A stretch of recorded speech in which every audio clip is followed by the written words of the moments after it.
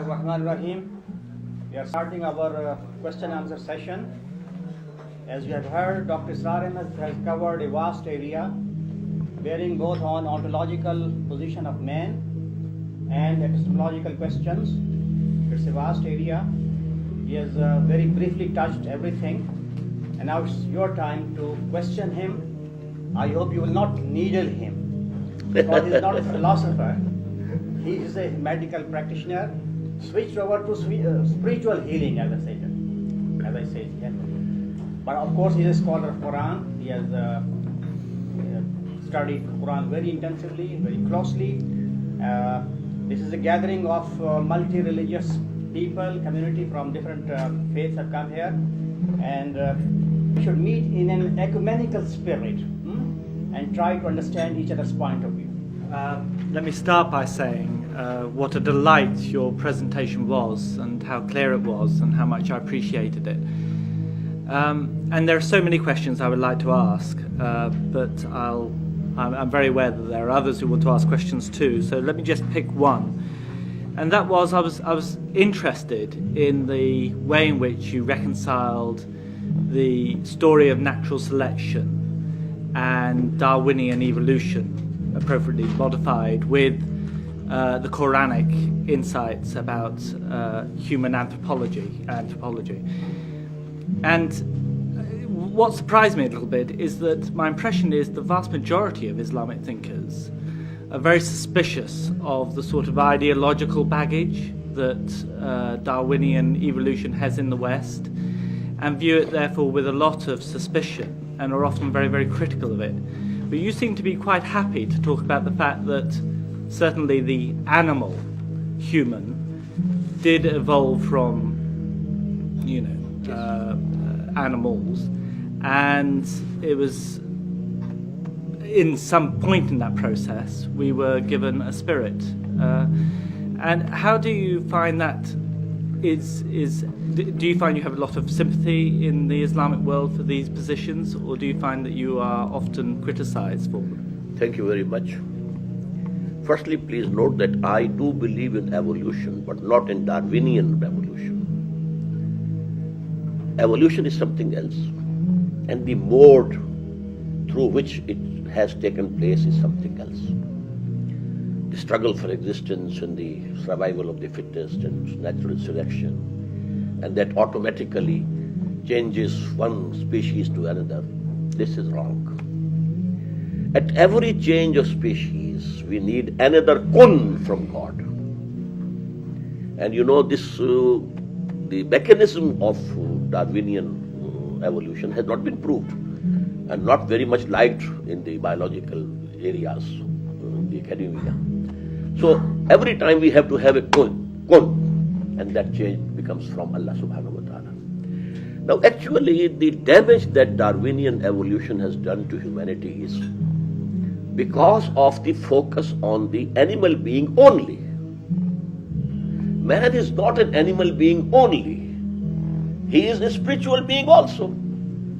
And that is out from the discussions or studies or quest of the scholars. This spiritual existence has not come through evolution. It is direct from Allah, direct from God. So because this I said it's the calamity and the tragedy of modern mind, that we have just shut our eyes from that side. And now, if we are only animals, now we can follow animals. Animals don't discriminate between wife and mother and daughter. Why should we? They don't take the trouble of dressing. Why should we? This civilization has gone down to the animal level, because the other aspects are absolutely out of sight. Now, whole sociology, whole thought is focused on the animal being. That's all. So that is the reason why Muslims don't agree with it. But if we have this idea that these two things are separate, this animal being has come through evolution, but for every change in the species was due to another new fresh command from Allah subhanahu wa ta'ala. Gone. And so it has happened. your interpretation of the origin and the birth and the development of the universe it was very interesting, and I think very beautifully and logically you weave the creationism with evolution. I have a couple of questions. One is that you talked about three forms of creation: man, jinnis, and angels. Three forms of self-conscious creation. Yes. Okay. What is the qualitative difference between these three different forms of creations? And in your view, what different roles have been assigned to them, or what different capacities they have to perform these roles? The angels were created out of light, and they are, so to say, the civil service, we call it. They are implementing divine commands. They have no animal existence at all, no lusts, no desires, no id, no libido. But then, human beings, they have been blessed with spirits. But jinns don't have spirits. They are alive. They don't have spirits. Therefore, no revelation could come to them.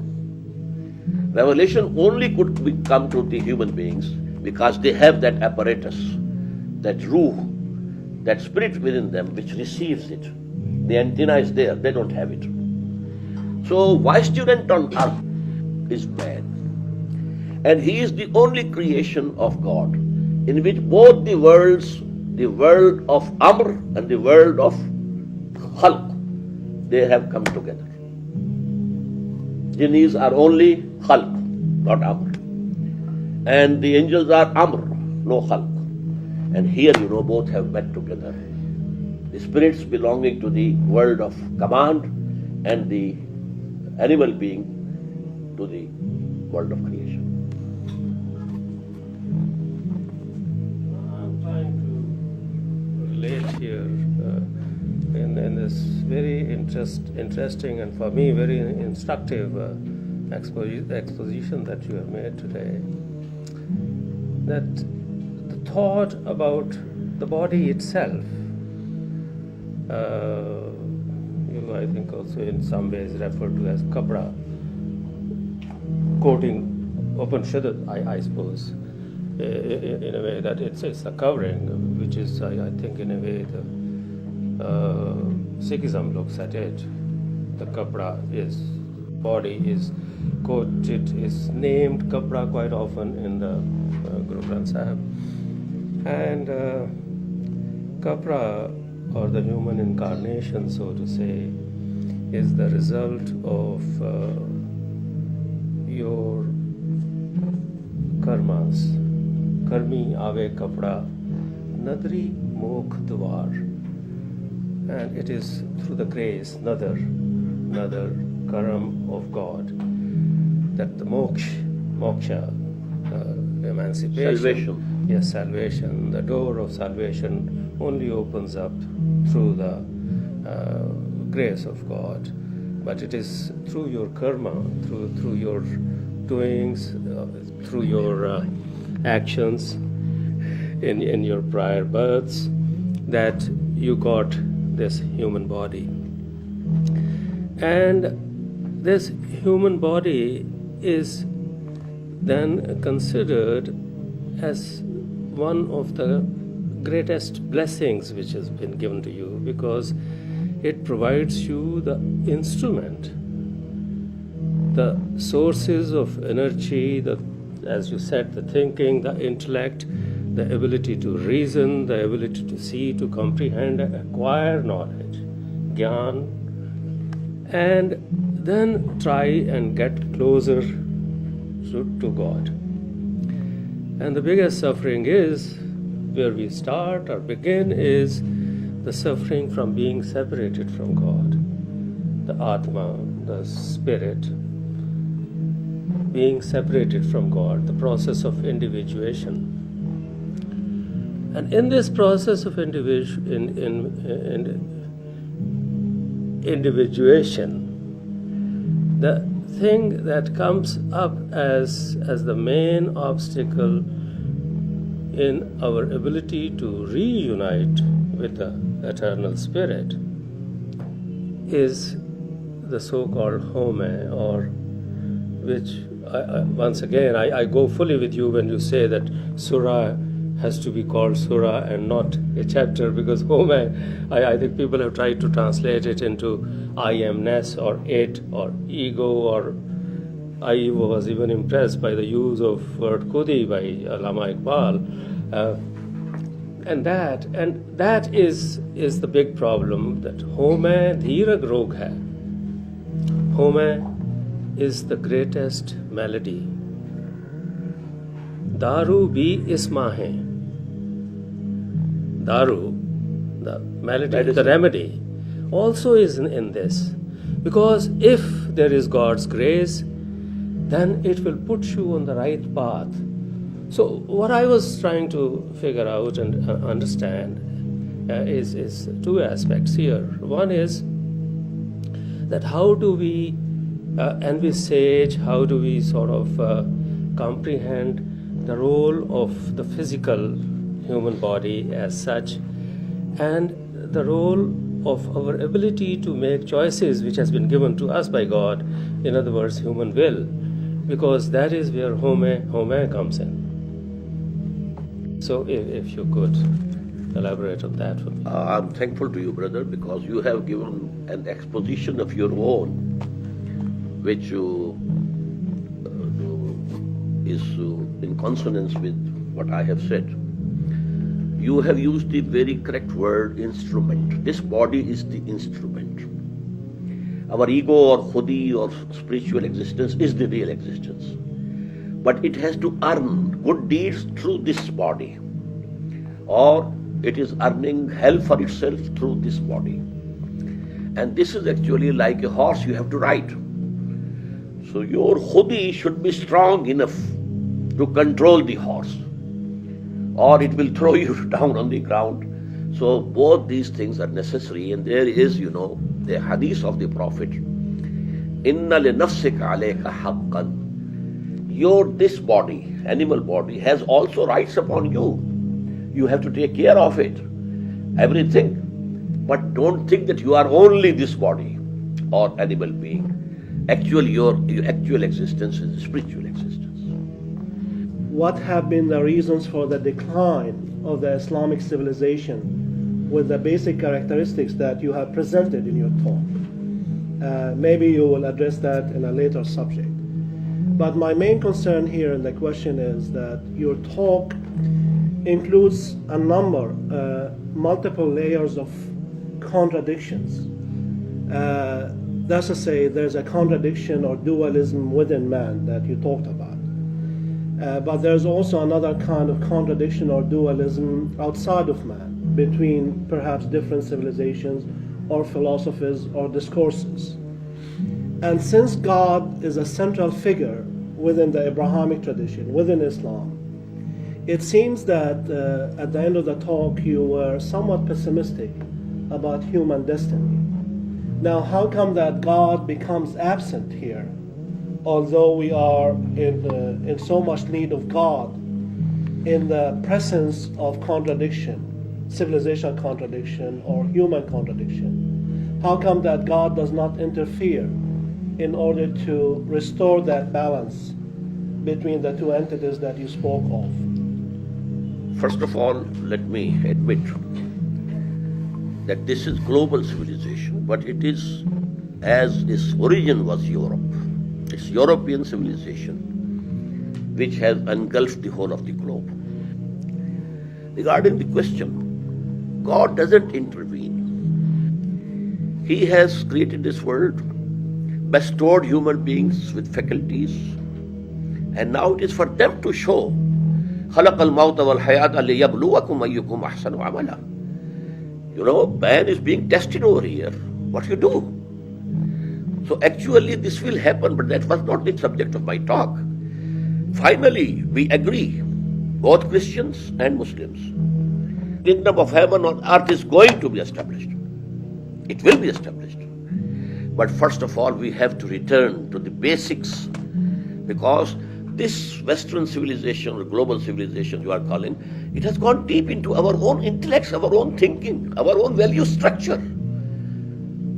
Even we are being, subject to the same influences. So Allah will make the truth rule over the whole of the world. I have a couple of questions about the second part of your presentation on human knowledge. What I found missing in your epistemology is one thing. Your assumption seems to be that ideas generate ideas. I'm talking about the right-hand knowledge of physical objects. In other words, the intellectual sphere is an autonomous sphere. What seems to me missing is the idea of the social construction of ideas.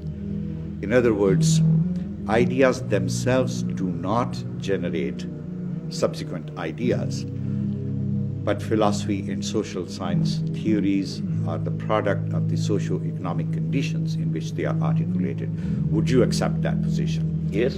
Going to the left side, then I'll ask the other question. Actually, what I said was that this acquired knowledge, mostly it is the science knowledge of these physical sciences and then technology. And that is the main subject today. It's the focus of human attention. But because man wanted a total knowledge also, and he needed it, how to behave in this life, and he needed some philosophy.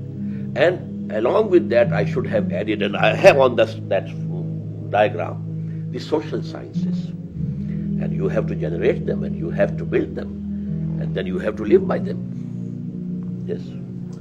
Going to the left side, you have one box, it calls recorded and open revelation.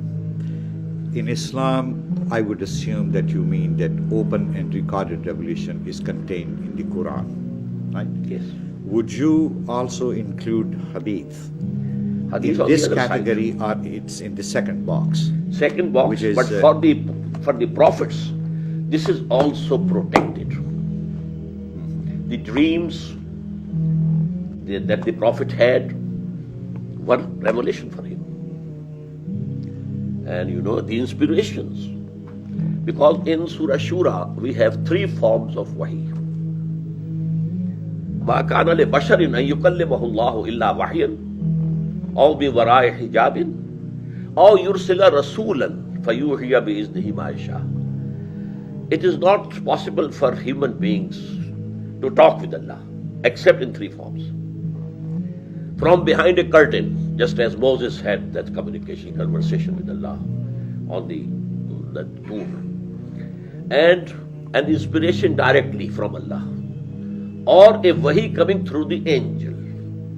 And this wahi is the manifest, the jali, the recorded one. But what is coming as inspiration, that is the second aspect of wahi. And for the prophets, this is also protected. So hadith is, sort of a trayer of that. Wahi khafi. In the other 2 boxes, one is called laws and injunctions, and then the legal code. I have 2 questions about that.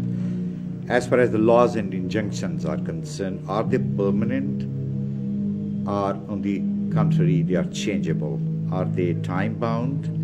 Because, as you know, there is a debate going on right now within the Islamic circles, what is permanent and what is changeable. The other is about the legal code. Is this legal code directly revealed, or is it derived from revelation? In other words, is it a human construction that is based on revelation, or is it directly derived from revelation? You mean Sharia? Sharia, yes. What was the first thing? First was is it permanent? It is permanent, and that's actually connected with the finality of the prophethood. These laws were kept changing. The law of Moses was something else. The law of Muhammad is somewhat different. But when humanity reached its puberty regarding this intellect, then the final prophet came. And this is for all time to come. This is final. permanent and till the end of this world. Now Sharia actually is derived from the Jali Wahi, from Quran, as well as from the Sunnah, not Hadith. Sunnah is the practice of the Prophet, and we have two sources of Sunnah. One is the continuity of the practice of the Muslims. The companions saw the Prophet and followed him, and then the Tabi'een saw the companions and followed them. So this continuity is coming. This is one source, a bigger source of Sunnah. And the other is Hadith. So these are the two permanent sources of Islamic law, Sharia, Quran and Sunnah. But then there was Ijtihad. Actually, I have to talk about this subject when I talk tomorrow about the political structure of Islam. So this Ijtihad, that is in changing conditions. When we have new problems, then we have to make Ijtihad, keeping ourselves within the parameters of Quran and Sunnah. But we have to frame further laws. So Sharia now has this third element also. And that is why we have Hanafi school and Shafi school, because they have their own judgments and Ijtihad. And now Quran and Sunnah and Ijtihad, they go to make one Sharia. I have a question. In fact, maybe I have misunderstood about the case of Tanzeem-e-Islami. Now, this Tanzeem-e-Islami is the name of the things which is on earth, or the names of the God? For us to understand God, to know God, because the basic thing that we have been sent to this world is to know God, to have knowledge of God. So to my knowledge, I knew that Allama Asma here means the names of God, rather than being the names of the things on earth. Yes, brother, actually when I was talking about that, I said that there are more than one explanations of this. So one is which you are presenting. The other is that the asma and names of the prophets to come. That man has something good in him also, although he will make fasad and there will be bloodshed through these human beings. But you can see there will be Moses, there will be Jesus, there will be Muhammad sallallahu alaihi wasallam. So this is another opinion. But my opinion is the one which I have presented. This is the knowledge of the material world. We know something and name it. Okay. Is the knowledge of material world different than the asma of God, or attributes of God?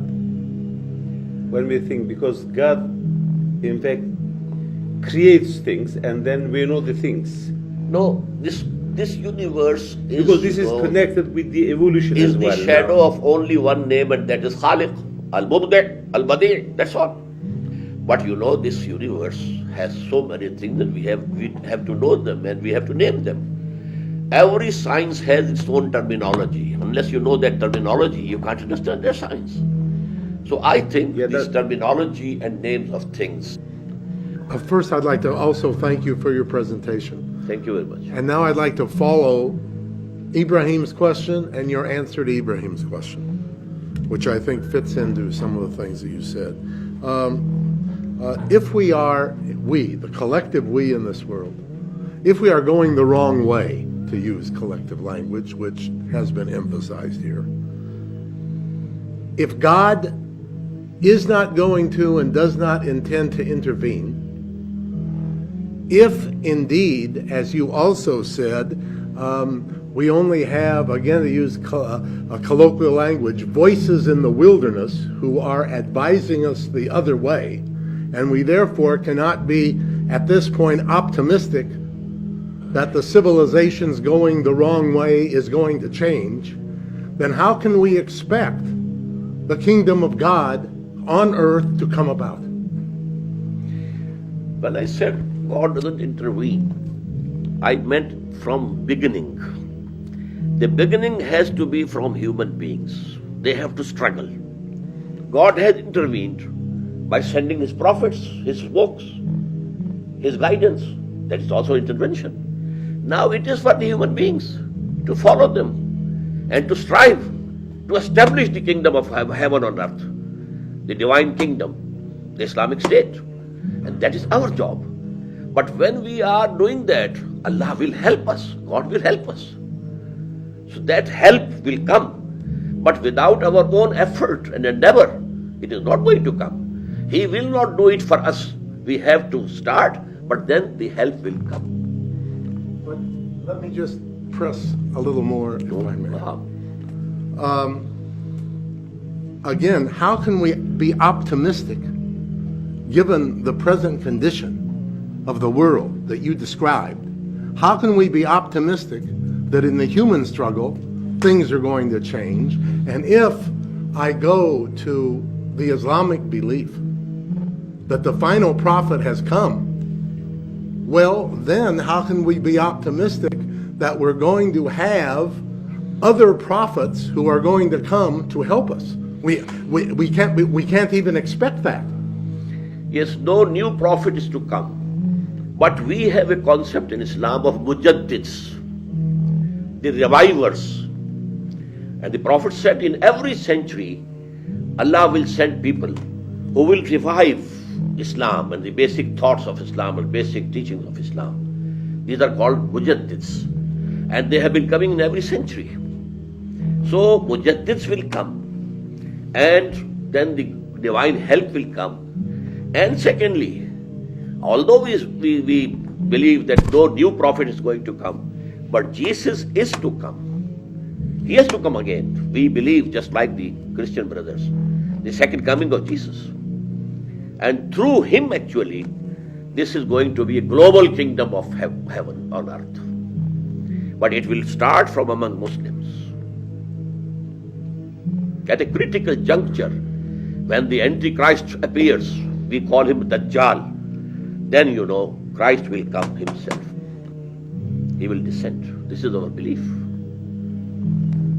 So that means that the human agency would be futile somewhat. Not futile, Because but they will be crowned by something for help, you know. And this will be another help. Mm-hmm. But first of all, in Arabia, these are the prophecies of the Prophet. An Islamic state will be established. And before that, an Islamic state will be established somewhere in Pakistan and Afghanistan. Because the prophecy says that the armies will come from some eastern country to establish the rule of Mahdi. يَخْرُجُ نَاسٌ مِنَ الْمَشْرِقِ يُعْتِئُونَ لِلْمَهْدِي يعني سُلْطَانَهُ. So this is going to be a human effort first of all, and then Allah will help. Mahdi will be the last mujaddid, and mujaddids have been coming. I have another question, which is of a general nature about the type of discourse that you have presented, which is not, of course, novel in Islamic theology. Since Muslims have been discussing that since the Tadween age in the 2nd, 3rd centuries of Hijrah, especially with the Ash'arite philosophy that you have presented so well today. But there have been other types of philosophy within Islam, such as the Mu'tazilite philosophy, or perhaps Sufi philosophy and theology, and so on and so forth. And this is a historical fact, which I'm not going to dwell on very much. But what I'm concerned about is the type of education that we have in South Asia nowadays, the type of Islamic education that has been commonly referred to as madrasa system. And the madrasa system is based primarily, perhaps, on the type of theological discourse that you have presented. But the madrasa system in South Asia, especially in the modern era, in the 20th century, 21st century, seems to be totally cut off from the concerns of contemporary Muslims. Although there is that balance in a normative way between the physical and the spiritual that you have talked about. But if we discuss the madrasa system in Pakistan, in India, in Bangladesh, in Kashmir, in Afghanistan, madrasa graduates do not seem to understand the modern world at all. They don't even seem to understand such basic Islamic issues as social justice, as an example. Yes. since they have no knowledge of the major problems of capitalism and the Western and the capitalist civilization, which has become global. And therefore, the question is, if we believe that the normative discourse that you have presented is the correct discourse, but in actuality it is cut off from life, it is alienated from life, then the question is, how can we establish bridges between this discourse and the contemporary needs of the Muslim world? Actually, this madrasa system was devised to produce legal experts of Islam and the magistrates and judges on the Muslim governments. It has some relation with hadith, but mainly it is fiqh. So actually, we should say this is out of the context, it's gone away. Now we are producing only Maulvis who can lead prayers in the mosques, who can give you fatwa about very small things, that's all. Because when Islam or Muslims degenerated, Islam didn't remain a deen, it became a mazhab. Now, if the Britishers were ruling over here, that law was the British law, civil code, penal code, and so forth. What was the job of the Muslim ulama? Leading prayers and teaching people how to say prayer and how to keep fast, and that's all. And this part of our society has become accustomed to this part of deen only, and that is mazhab, and not Islam. And they are not very much concerned with Quran. So we have to bring about and establish an educational system based primarily on Quran. So you're saying that the ulama in, let's say, Pakistani society are not concerned about the Quran? I think that is not included in their courses. Very small part of Quran is included in their courses. They are more concerned with hadith and fiqh. I think that there is a larger question about the status of the ulama in contemporary Muslim societies, specifically in South Asia. And from what you're saying, that the ulama are facing a major crisis. Actually, in what terms happened of their own Islamic when ideas. the Britishers came to India, now because a civilization, a military power with a scientific background, so we were so much obsessed with it that the ulama, they decided to go to the corners. They thought we can't, have a confrontation with this civilization as this knowledge. So they content them to corners so that at least name of Allah, name of Muhammad and name of Islam can be preserved. And that is why, in India and Pakistan, Islam, at least as a religion, is very forceful. Not as a deen, not as a system, social system of life, and just social order, no. So are we saying that the modern Muslim states that have come after colonialism have failed in retraining Muslim ulama in an Islamic way? Yes, definitely, I agree. Because actually, after the end of colonialism, so to say, it has not ended up till now, but so to say, the end of colonialism, the people who came to helm of affairs, at the helm of affairs, rulers, they were all trained by our colonial masters. They were brainwashed. They were they had accepted the Western civilization, and they are ruling. So actually, the colonial rulers are ruling till today by proxy. But we have an example of Iran where the ulama are in power. Yes. If we look at the Muslim scene in the contemporary. That's the only exception. And that was actually a political movement was hijacked by the ulama. So the Shiites are better than us. They have proved that they have more power and endurance and the spirit of sacrifice. And this tragedy of Karbala has persisted in their hearts.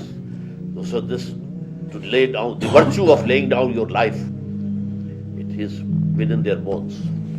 What I do see here is a very altruistic underlying theme of the emancipation of the whole mankind as a part of the evolution or the development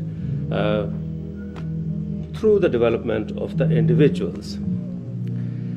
And I'm trying to relate this to a pluralistic setting.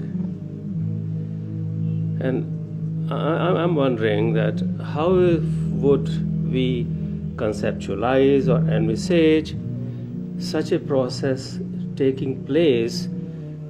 Would it be only through the acceptance of this, or would it be through a process of bringing the various thoughts together and somewhere emphasize and find a paradigm which really moves the humanity forward, the totality of humanity forward? And in that process, I see that the role of change and acceptance of change will be a decisive factor.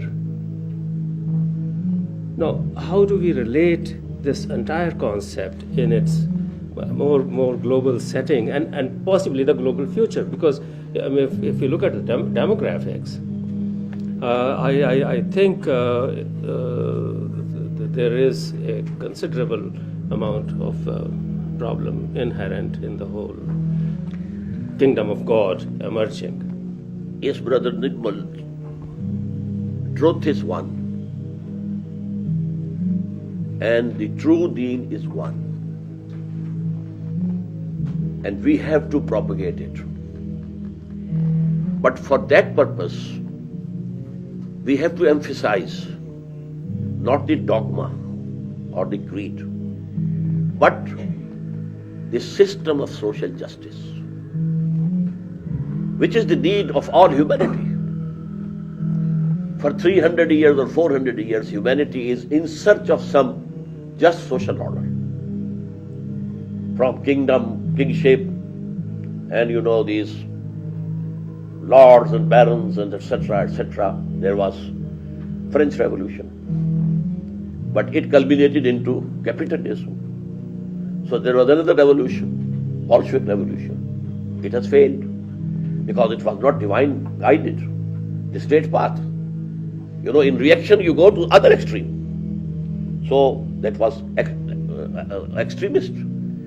So now again we are back to capitalism and liberalism and secularism and so on. But there will be another step in which humanity will go. But for that purpose, at least in some one sizable country on the globe, we must establish that socio-politico-economic order of Islam, so that people can see with their own eyes, this is Islam.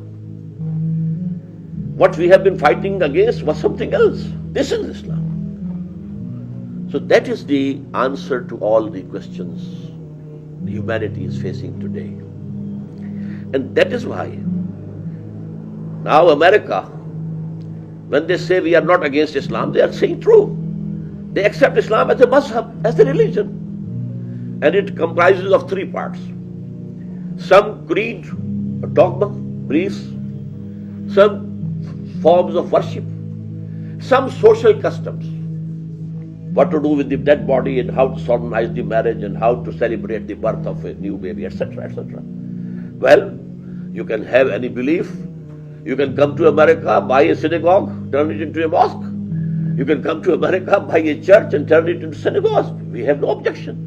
We are ready to embrace you, but not the political socio-economic system. That is ours. It will remain ours. We don't accept any divine revelation or divine guidance regarding these things. Now, what was the point of difference between USSR and the Western world? For half a century there was going Cold War, but what for? The political socio-economic system. Otherwise, the Russians and all these countries, Eastern European, they were also Christians. And Western Europe and America was also Christian. There was no fight of creed or something else. It was the system. So whosoever is gaining by this capitalistic system, he has to protect that system anyhow. And he will have to go to any extent to guard their interests in this world. And they fear Islam only as a political, socio-economic system, not as a Muslim, not as a religion. They can keep all the religions at par in America, yes. You can make a Gurdwara, you can build there, go there. Hindus can build temples and go there. Whatever you do, but nothing doing. Our secular, liberal, and then our capitalistic system. Can I just come back to this chart for a moment and perhaps pick up on something which we have touched on, and that is there are many texts in the world, many texts, many books in the world which people claim to be infallible. You know, conservative evangelicals such as George Bush and others would talk about the Bible in those sorts of ways. Certain Jews would talk about the Torah in those sorts of ways, the Bhagavad Gita, Tripitaka, and so you can go on. Can you just clarify, how do you know which is the book which is protected and immune from error and satanic influence? How do you know which book has that status? That has to be a historical research. Quran throughout 14 centuries has remained as it was. Bible has not. There were revisions, changes. You know, AhmadDeath, you know, he had this subject, specialized in that subject. Regarding Torah, the Jews also believe that the real Torah is no more there. It was destroyed or buried in the tunnels under that Temple of Solomon in the year 587, when Nebuchadnezzar had invaded and demolished that temple. So I can say this thing about my Torah and Injil only. Regarding the scriptures of the Indians, they are not sure who were the authors of the Upanishads, who were the authors of the Veds. They are prehistoric type of things. But Quran, you know, is in the light of history, full light of history.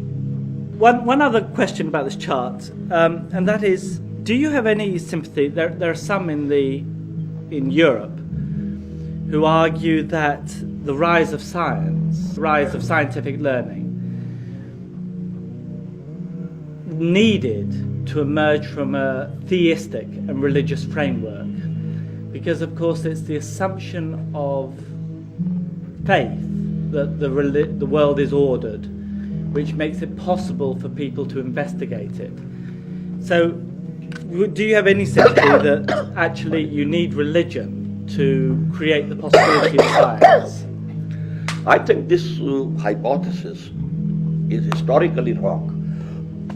You know, the days of the Muslims, the Abbasids, they had the background of Islam and science, mathematics, you know, all these things, medicine, they flourished. We got those things from Greek sources and from Indians, developed them, and we had the background of belief in God and religion.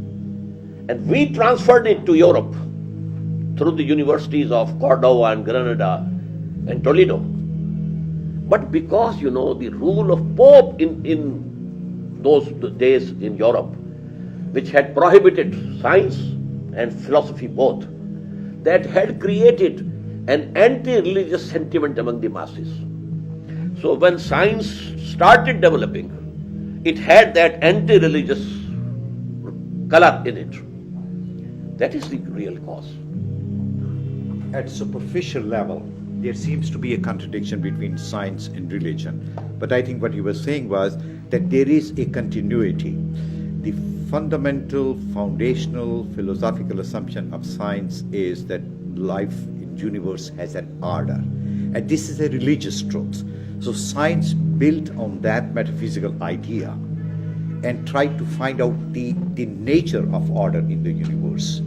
So all the developments in philosophy of science, particularly in physics, and I think Dr. Abdul Salam had this notion, and he was hammering it again and again, that whatever developments in modern physics are taking place, they are fundamentally derived from the notion of order that we inherited from religion. So that was probably, is that true? That's exactly right. Yeah. So in that sense, there is no inherent contradiction between science and religion. But I want to go back to...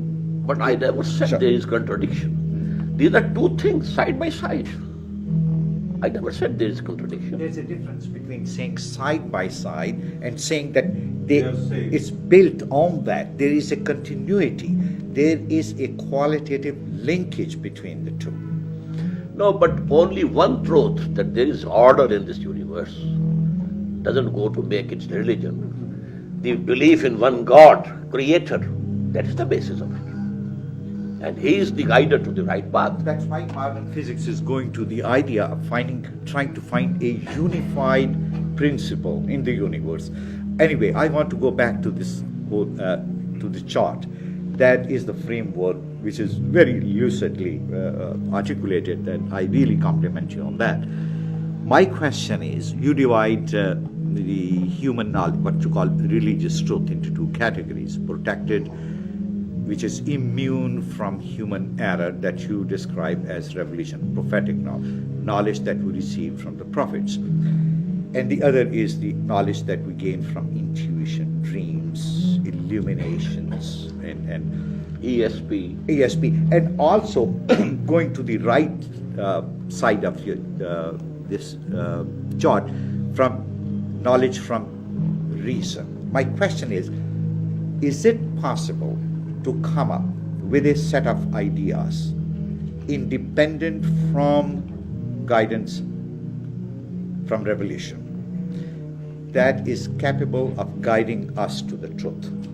Is it possible to reach the truth by sheer human reason?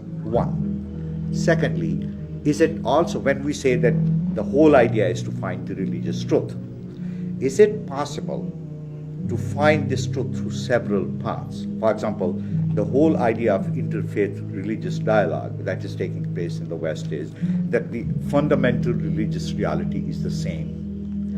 And there are different paths, methods to find that truth.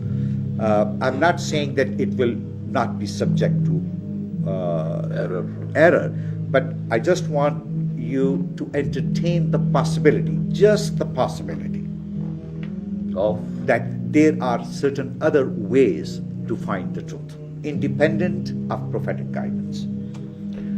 Actually, to know God, there are so many ways and paths. But to know the path, straight path, that is by revelation only. And this revelation has been coming time to time. فَإِمَّا يَأْتِيَنَّكُم مِّنِّي هُدًى.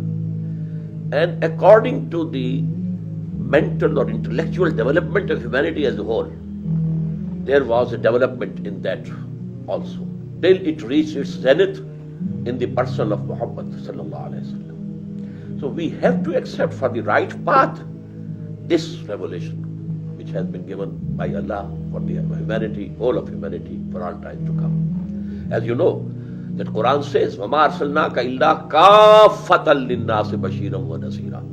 He is the only prophet who claimed that I have been sent for the whole of humanity. Even Jesus said, I have come to find the search of the lost sheep of the house of Israel. And Quran says all prophets came for their own nations only. Ila adina khahum huda wa ila madiyana khahum salihah, etc., etc. He is the only one who says, I have been sent for the whole of humanity.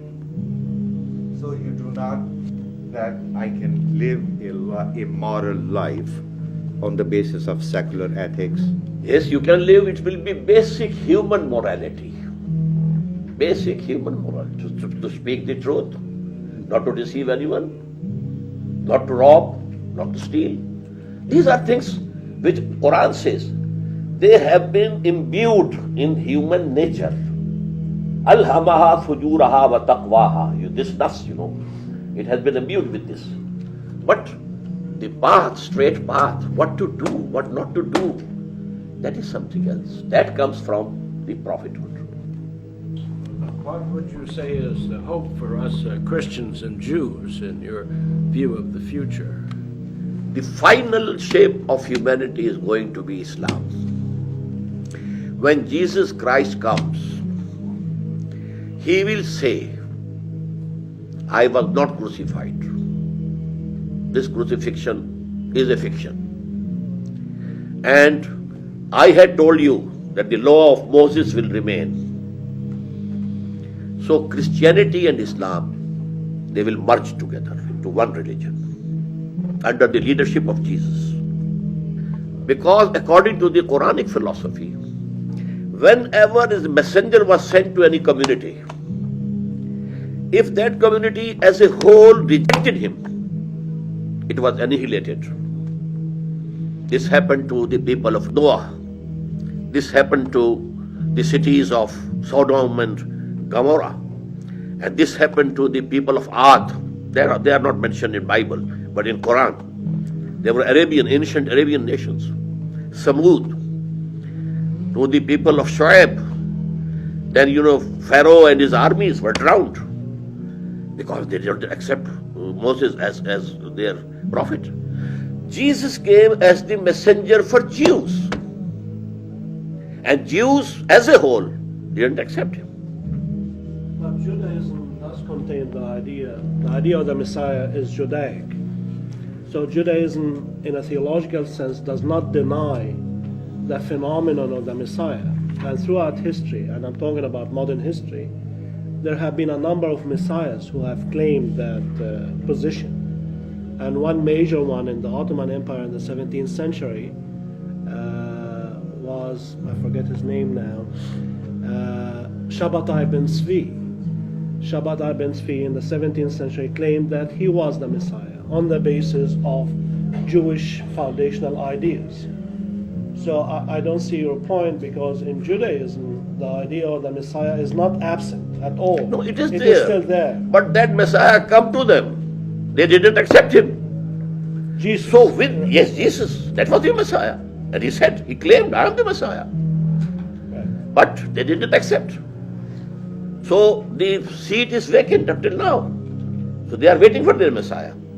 And someone will stand up to someday and claim to be Messiah and lead them to, the greater Israel and so on and so forth. Anyone can come. And that will be Antichrist.